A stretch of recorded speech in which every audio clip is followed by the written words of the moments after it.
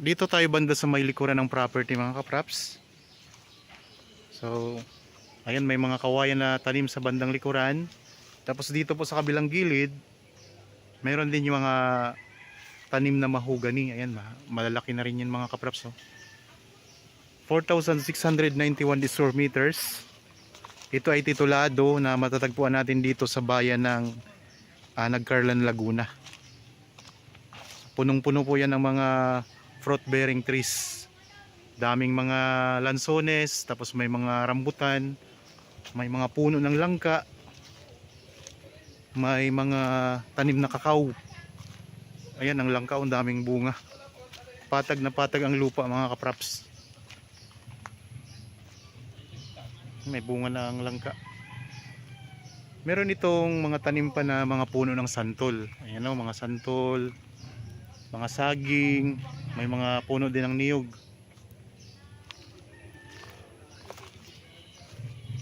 May sako pa ito na palayan sa bandang unahan mga kapraps. May mga saging din dito. May mga kalamansi, may namimitas pa ng kalamansi oh. Mga puno ng kalamansi. May mga mangga.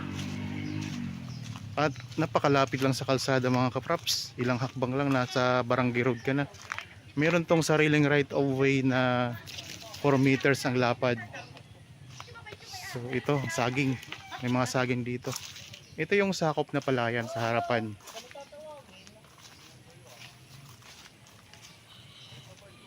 Yan. So may sakop na palayan sa may bandang harapan mga kapraps.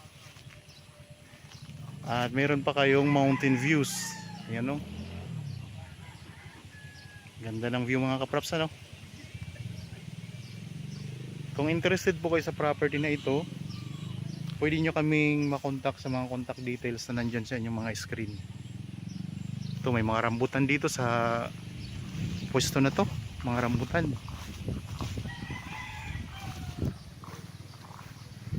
Yan, ang daming rambutan mga kapraps. Patag na patag ang lupa oh. Yan, dito sa bandang unahan, ayan ang mga tanim na mga pandan.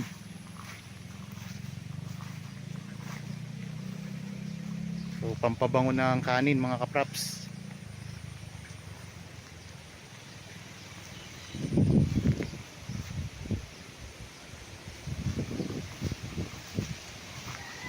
Meron pang mga halaman, mga tanim na mga santan.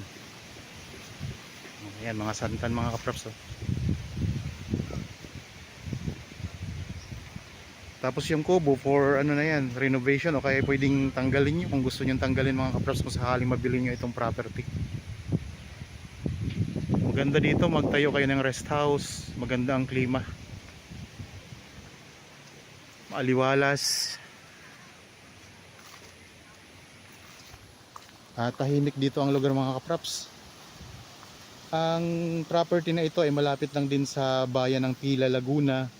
Malapit lang din po sa Kalawan. Pero ito ay sakop ng Nagcarlan mga kapraps. Ang travel time naman ito papunta sa bayan ng Nagcarlan, town proper, ay estimated po mga nasa 20 minutes drive ang travel time. Napakagandang property. So ipakita ko sa inyo yung magiging right of way mga kapraps. Ayun ang boundary. Itong may mga tanim na mahogany. Ito yung boundary dito sa kabilang gilid naman. Kanina, yung pinakita ko sa inyo, yun yung boundary naman doon sa kabila. Sa kabilang gilid naman po. Yan. Yan yung magiging right of way. 4 meters po ang lapad niyan hanggang doon sa kalsada yung may mga nakatayo na tao, nakaupo na tao. Yan po ang magiging right of way mga kapraps. Malapad yan, 4 meters ang lapad yan mga kapraps.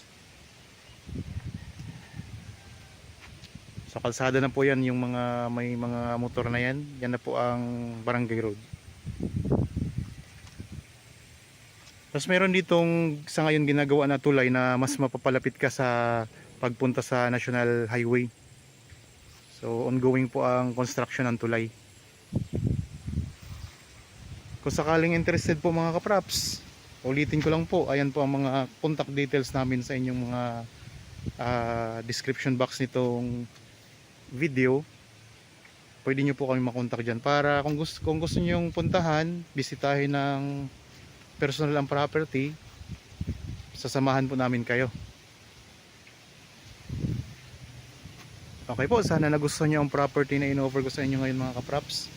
Para po sa mga bago pa lang sa aking channel at napadaan lamang po dito sa aking channel, huwag nyo pong kalimutang mag-subscribe at pindutin na rin po ang notification bell para maging updated kayo sa mga bagong property na i-offer po namin. Maraming salamat po, lagi tayong mag-iingat at God bless po sa ating lahat mga kapraps.